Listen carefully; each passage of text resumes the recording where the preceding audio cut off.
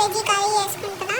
So దానికి నేను carrot, potato and cauliflower తీసుకున్నా. మీకు ఇంకా ఏమైనా వెజెస్ కావాలంటే అవన్నీ యాడ్ చేసుకోవచ్చు. కొంచెం సాల్ట్ వేసుకొని మంచి బాయిల్ తీసుకురావాలి. దీనికి ఒక స్పెషల్ మసాలా ఉంటుంది. దాన్ని మిర్చి, కొంచెం సాల్ట్ అండ్ ఎల్లిపాయలు వేసేసుకొని దాన్ని మిక్స్ కొట్టి పక్కన పెట్టుకోవాలి. ఒక బండి తీసుకొని దాంట్లో నూనె వేసుకొని జీలకర్ర అండ్ ఇప్పుడు మిక్స్ కొట్టుకున్న పేస్ట్ అండ్ కరివేపాకు వేసేసుకొని దాన్ని మంచి ఫ్రై చేసిన తర్వాత కాసేపు అయినాక పసుపు వేసేసుకొని దాన్ని కూడా మంచి మిక్స్ చేసుకొని దాన్ని కూడా మంచిగా ఫ్రై అయిన తర్వాత ఇందాక బాయిల్ చేసుకున్నాం కదా మనం సాల్ట్ వేసి ఆ వెజెస్ అన్నీ ఇందులో వేసేసి దాన్ని ఒకసారి తిప్పిన తర్వాత సాల్ట్ వేసేసి అండ్ ధనియాల పౌడర్, గరం మసాలా అండ్ తగినంత కారం, కొంచెం కారం తక్కువ వేసుకోండి ఎందుకంటే మనం మిర్చి వేసుకున్నాం కాబట్టి.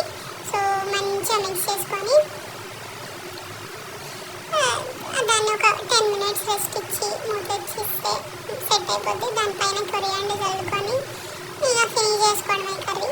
నేను మాత్రం దీన్ని రైస్తో తిన్నాను.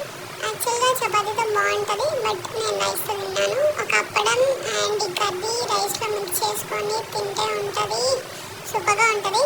మీరు ట్రై చేయండి అండ్ ఎలా వచ్చిందో నాకు కామెంట్ చేసుకుంటే